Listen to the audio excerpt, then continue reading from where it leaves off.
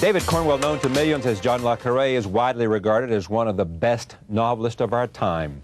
He began writing in the early 60s and garnered international success with his third novel, The Spy Who Came In From the Cold. But with the end of the Cold War, le Carré has shifted his attention away from Russia and focused on Central America.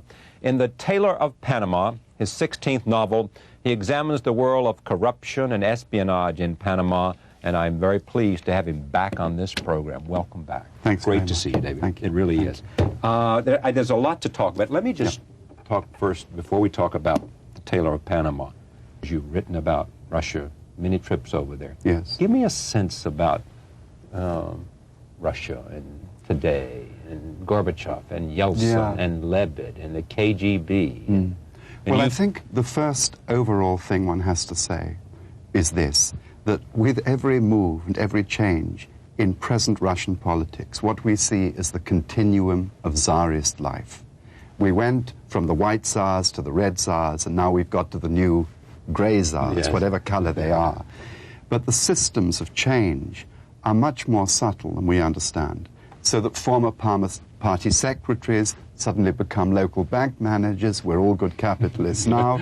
But, you know, the wiring in the house remains the same. The people who've taken over the house are a little bit altered, but not much. It's same show, different hats, a lot of familiar faces. Let me interrupt you. That's an interesting point, because even in Central Europe, too, you're seeing in Poland and other places, and in Hungary, former communists now running in democratic elections. That's right. In some cases winning. That's right.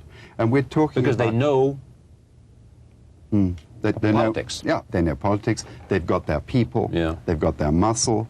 And we think of Russia now becoming a very criminal country, which indeed it is, and a very windy one. But we should not forget that particularly for the last 15 or 20 years of the so-called evil empire, Russia was enormously corrupt. I mean, to the point where Kazakhstan had to give up growing fruit. It was the fruit bowl of the Soviet Union, and grow cotton, so that the crooks in the agricultural ministry could sell the bales of cotton to Indian dealers across the border. And, you know, the whole community, that's an entire country, didn't know why it was no longer picking fruit but trying to learn to grow cotton. The reason was that it was a cash crop, a durable cash crop, and the boys were making a fortune. One has to think in those terms. My question, one of my first questions of Gorbachev, whether he has now any regrets about issuing a secret edict in 1987 to privatize the Communist Party. I mean, it's one of the most startling and furtive gestures that any first secretary of the Soviet Communist Party could conceivably think of. Yeah.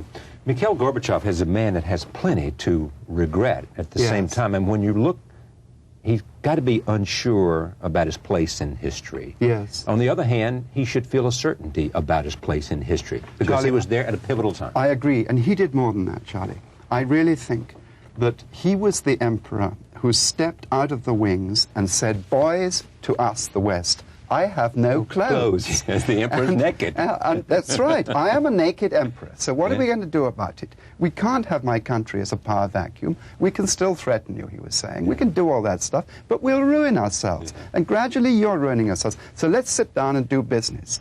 And it wasn't until 1990, I mean, still in 1990, the CIA and probably other intelligence agencies were saying, it's still a game, pay attention. It was very, very hard at the end of the Cold War for anybody to believe that this was the simple truth, but it was.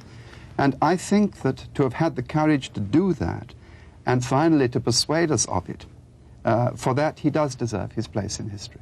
You have been back a number of times, and I've read some of your accounts of going back, and you talked to Kalagin and Batakian. What was the name of the other KGB chief? Oleg Kalugin, Bakatin. Are you finding out, with access to KGB operatives and with access to the archives, yours or journalists who are there, anything about the espionage business that you didn't understand? Well, I think that the KGB, in some respects, is becoming de-demonized.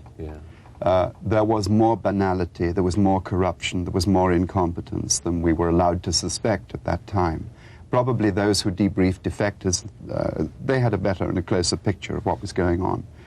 But overall, They were a beastly organization. They were, in many respects, extraordinarily efficient, and not in many ways so different from the way we imagined them. The KGB, one has to understand, was also a refuge for people who were very critical of the system. They supplied, in a very cunning way, a safe haven for people who might otherwise have been dissidents. There were all sorts... Why would they do that? Well, why would they... They liked other voices. They had, in many ways, a sophistication which the rest of the Russian bureaucracy did not have, because they had so much more acquaintance with foreign ways. They also knew so much more about what had to be masked from the Soviet people themselves. And so they saw themselves as frontliners, and they saw themselves as capable of giving accommodation to much more dangerous opinion than was allowed outside the building. So to use Lyndon Johnson's term, better have them inside the tent. Yes, you're talking about J. Edgar Hoover. Oh, right. Better have him inside than out, exactly, than outside. Than doing the other thing out, or the same thing out. But when you, how do they justify Hungary? How do they justify some of the acts on behalf of the state? Does it simply come down to the ends justify the means, and the belief in a greater ideal?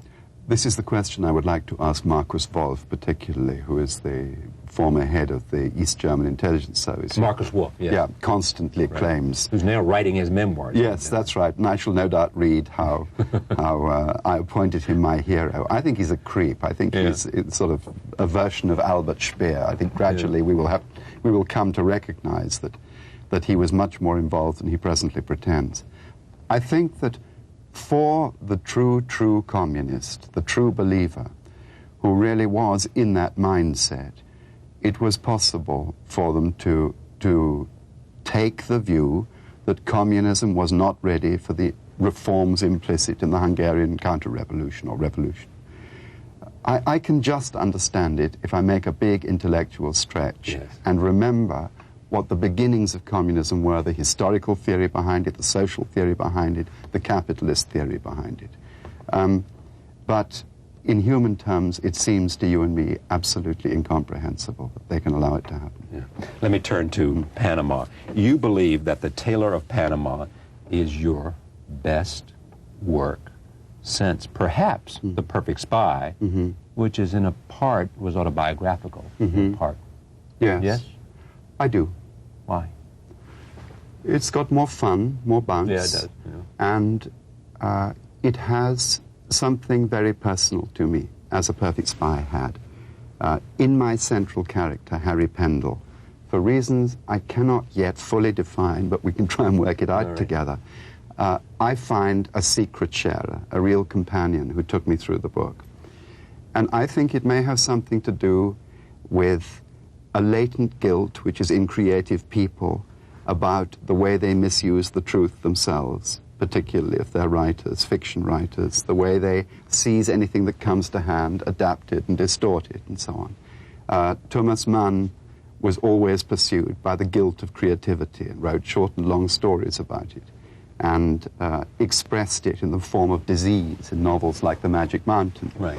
And so Harry and I are a pair of crooks in that sense.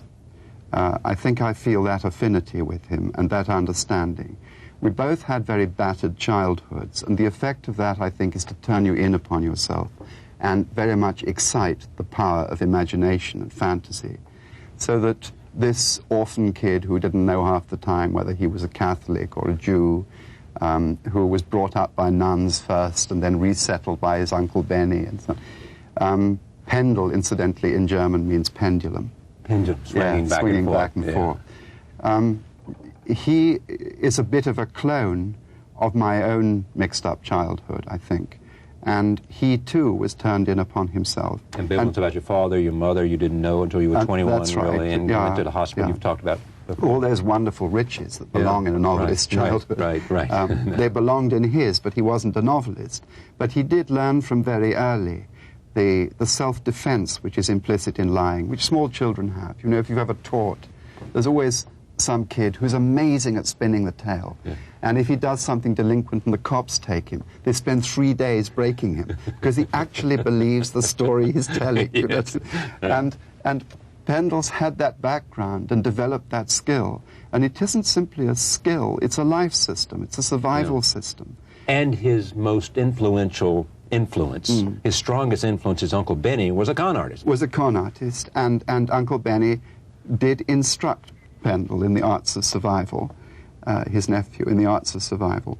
And I think that if you've learned very early, as Pendle did, that confrontation is damn dangerous, you avoid it. So these are all detours around the truth that he learned.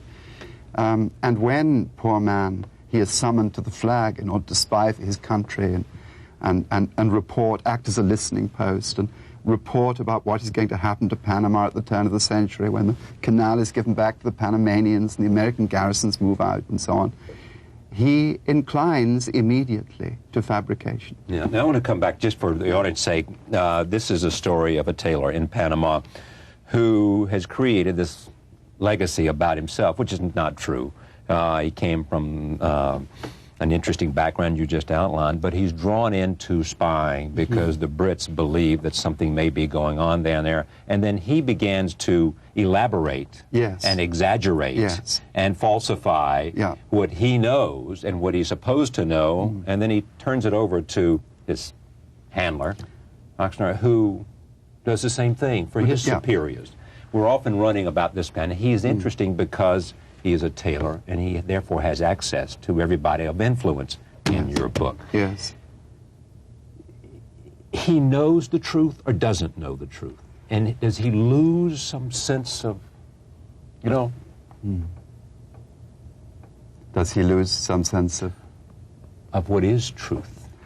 And does he know what's true? I'm not sure. I don't think he knows very clearly what is true.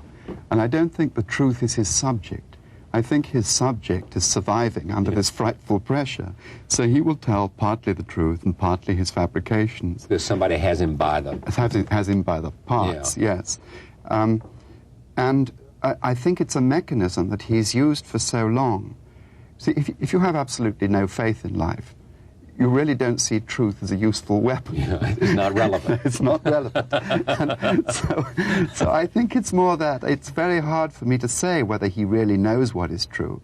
My immediate response is to say if the truth leapt up and bit him in the backside, he wouldn't know it, wouldn't recognize that's why it. it's a question. But I don't think it's quite true. His immediate response as a kind of one-man service industry is to cut the cloth as a tailor according to what people want. And by cutting according to what they want, he makes them into something, he makes them, he hides their faults, exaggerates their assets. That's right.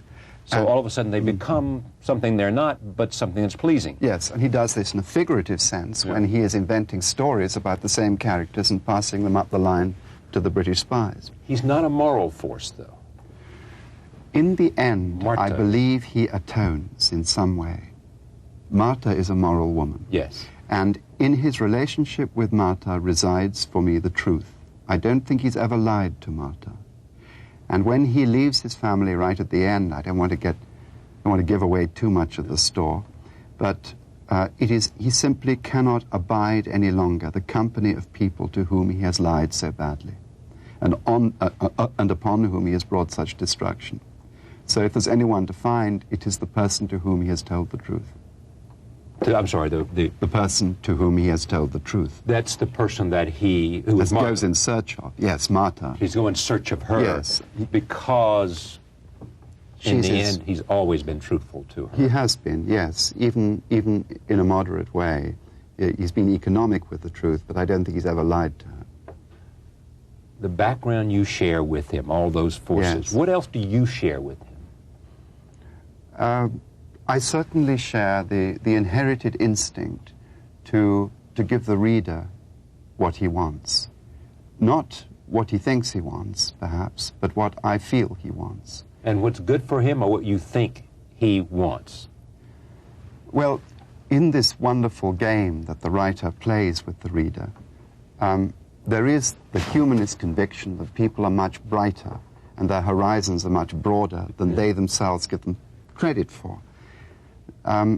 So You believe that? I believe that. I do too. I believe you do. And what is wrong with the entertainment industry in the main is that it simply doesn't give people enough credit for their intelligence. And I think it knows very well that if it did, it would be putting itself out of business in many respects. So, yeah, there is something larcenous in the process of making a story and passing it to one's reader. There is something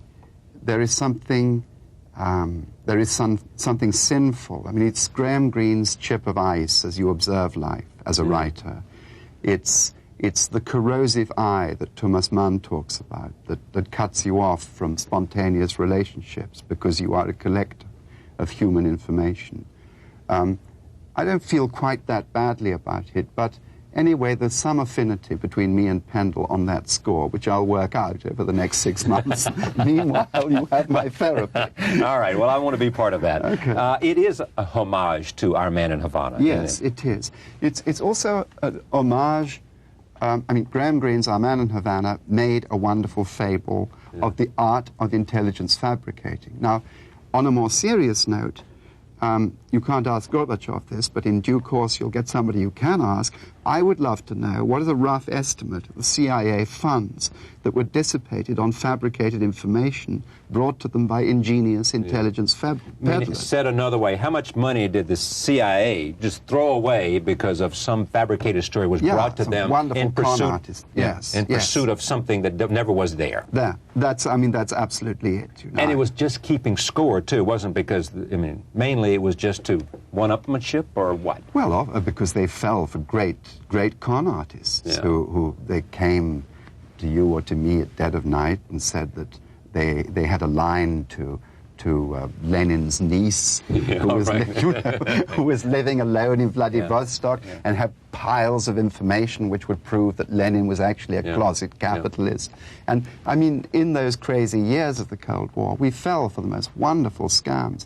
And in your profession or in the journalistic profession, I mean, editors and correspondents alike go in terror of the fabulist, the faker. The fabricator. They sure do. I mean, careers have been ruined. I mean, you just had it, not careers ruined over there with, I mean, this whole business about, you know, the alleged pictures of Princess Diana. Exactly, or the Hitler Diaries. Oh, the one Hitler of my Diaries. favorite stories. Exactly. I mean, I think somebody the editor who was responsible for that just died recently, I read somewhere. Did he? I think so. And at a ripe old age and very rich. Yeah, exactly. But you know that's going to be the first line of his obituary, the Hitler Diaries. Clearly. Yes, absolutely. It's one of the great cons of all time. We had Howard Hughes's diaries. Are you old enough to remember them? Of course, it was an American writer. It was indeed. Who was evidently claiming that he talked to him or something. Clifford Irving? Clifford Irving. That's right, a novelist who continues who to write. visited some of your best penal institutions on account of this. Now, let me get back to the notion of one last question about Russia before we leave.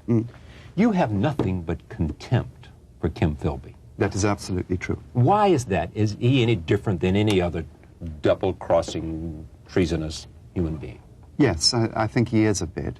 When I was in Russia in '87, I was offered Philby, and as you know, I refused to see him. I never did meet him. He wanted to meet you. He wanted to meet me.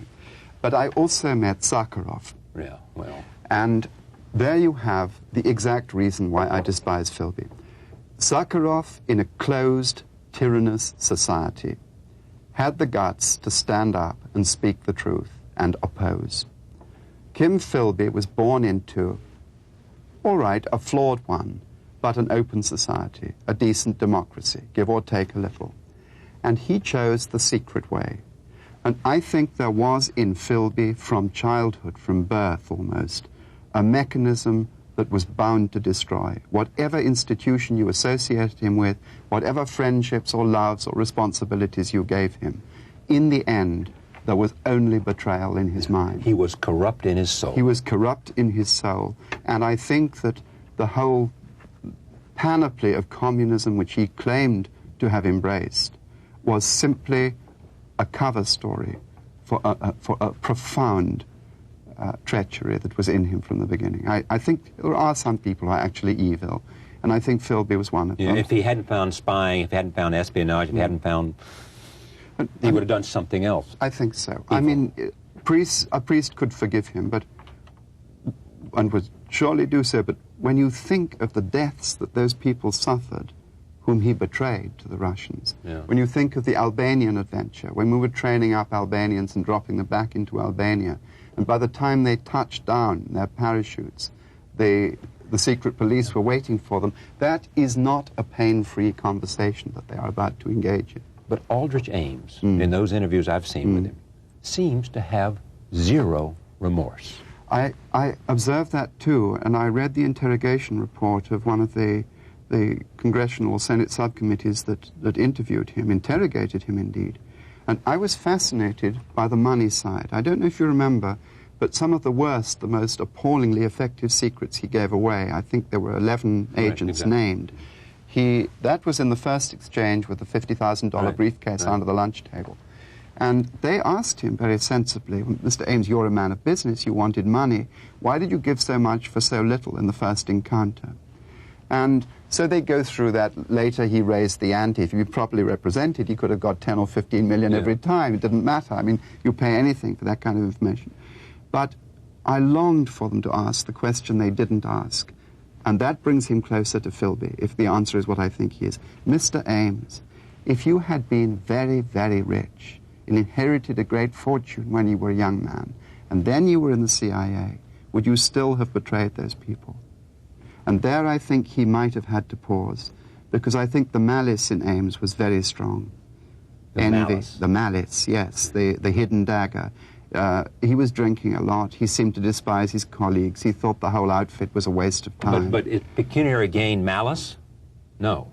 No, I mean that if there was no monetary motive, if it wasn't just money he wanted, in other words, if I were able to say to him, Mr. Ames, remove the money motive. Let's say you've got all the money in the world. Would you still have shafted those guys? Would you still have betrayed them? What? I think he'd have said, oh my God, yes, I would. Yeah, he would have known the truth about himself. Yes, and I think that would have been a moment of self-revelation. I mean, he's pathetically cooperative, seemingly so. And really, when you're going to spend the rest of your life indoors, as he is, without a window, those conversations become a lifeline. And you think we'll find the same thing about Marcus Wolf, who didn't do it because of money, but he did it for some reason because he was an evil man? No, I don't think he was evil. I think he was an apparatchik. I think he simply conformed. And I think he also loved the privileges and the wealth and the esteem that he enjoyed. And I think he liked the game for itself. He was a power freak. And I don't think that he considered the ethics and moralities of his position in the least. And when he would say to me, if we met, as I'm sure he would, oh, come on, we were both doing it. You know, we were different sides of the same coin. My reply would be, not so at all. Our system was indeed flawed. Yours was absolutely disgusting. And you were in a position to know that perfectly well from your own experience and observation. And I don't see, Mr. Wolf, how you could possibly have served that society, that state, knowing how rotten it was from top to bottom. It really was a hateful little outfit. He was Carla. He was not Carla. No, he was Carla. Not Carla. I hadn't heard of Marcus Wolf in any of that. And why should I choose as a Russian a German? I don't know, because you knew about him. He didn't inform your character at all. Not in the least, not in the least, no. He potters around saying that he did. I know. And it's a bit like other things. The moment you start denying them, everybody believes that he's right. Let me turn to Panama, only because I want to get into some Panama. Okay. Panama, 7 years before this book, you're in Miami. Yes. And you're doing research. Right. And you go to the DEA. Yes. And you say, where do I find money laundering? Yep. Answer? Panama. Where do I find drugs? In enormous quantities. In enormous quantities. Please. In enormous quantities. Tons. Panama. Yeah. Where do I find a den of spies? Panama. And where do I find a place where an illegal arms dealer can give a demonstration of firepower to representatives of the drugs cartels so that he can sell them a private army? Panama. Exactly. Yes. So you say, I've got to go to Panama. Yes, that's right. And I went, and it was a riot. and you met Indara. I met Indara. Who was who won the election on Noriega. I've forgotten exactly my history for a second, but Noriega refused to allow him to... He stood agagst Noriega, one hands down. He was a brave man. Noriega said, this election is canceled. It did not happen. Yes, you were all mistaken. It's not operative. There are 1.5 million, there are 3 million votes, and I have one. The one wins. Exactly. That's what Noriega said. Right. Goodbye, yes. Mr. Andara. If you're a dictator, that's what you say. Later. Very right, too. And so then the Americans come in. The Americans come in the moment Just Cause was over. Even Just Cause was the operation, the title given to the operation to go down and get Noriega. Get Noriega. So the moment that was successful, they took Ndara down to a military airfield and they swore him in as president without troubling the electorate. But understandably, since he'd won once, so the match was on again. Of course. Yeah. And then Ndara, I thought, was a sweet man, married to a very beautiful young wife. Second wife. Second wife, yes. His first wife died, and then he rather quickly married a lady who was suspected of having been his girlfriend during that time. And no surprise there. And she's Anna May, and just before he left office, to the astonishment of everybody, I think, and I hope of Anna May and Ndara too, she won the national lottery. Oh, that's right. And he said, of course not. It was all above board. That's right, that's right. I mean, what did she win, like $1 million or? It was a hefty sum. I don't know whether it was much as that. And he said, he was very sweet, and he said, he introduced me to her, and he said, and darling, this is the great writer, you know, Le Carré, the spy writer. And she said, who? And he said, oh, come on, darling, you've read all his wonderful books. You know, he's a very, very, everybody knows about him. And she said, nope. And so my like her residual... Already. Don't you? I like her already. I love her already. And so my residual diplomatic skills came into action. And I said, Madam President, no earthly reason why you should know me. But you have heard of Mr. Sean Connery and Miss Michelle Pfeiffer. And I have to tell you that at the showing of my last movie, I held Michelle Pfeiffer's hand for a moment, and Sean Connery, and she said, you know, Mr. Connery? And I said, yes, I do. You are welcome to Panama, she said. That's great. That was heaven. Now, how do you, when you were going to do research, you know Panama is more and more attractive. And there was an interesting little piece in the New York Times Magazine about this, how you selected Panama, why it was intriguing, all the things we went through. When you get there, now, you've done your research, you've talked to people, you talked to the DIA, and you've done your research, and you arrive, everybody opens their door. Because when you reach the stage that you are at, reputation you have. It's like Bob Woodward in America. Yes. Every politician, whatever institution he's investigating, they want to talk to the great Bob Woodward. Yes. It's true. Well, you go to dinner and you have some wine, and my God, everything you always wanted to know, you know. Well, because they're honored that you'll ask, and they can't wait to please you by telling you everything they know. Well, I wish it were as simple as that, Charlie. But anyway, some of that stuff does happen. And, of course, Panama has a tiny ruling class. I mean, you're moving through really 300 or 400 people who run the place.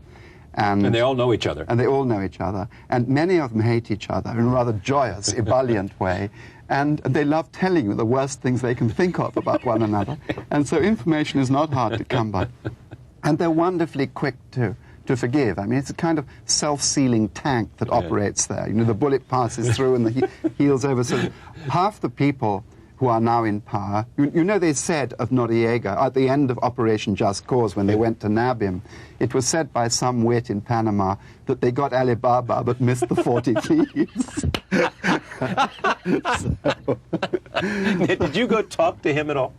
Noriega? No, I would like to. I would have liked to very much. Man. I know some people have gone down to talk to him, and he always wears his uniform, perhaps made by and he by Pendle at Braithwaite. I hope so. Made out of the finest alpaca, sir. Right, that's right. and I think I wonder whether he wears his Légion d'honneur, which was given to him by the French, because he accommodated the French Air Force when it was coming through with its beastly weapons to let off in the South Pacific.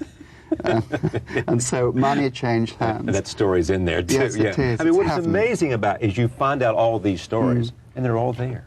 Yes, well, does entertain, and it does give color and character to the place. Thank you very much. Thank you for coming. Thank you Pleasure. very much. John le Carré, the book is The Tailor of Panama. We'll be right back. Stay with us.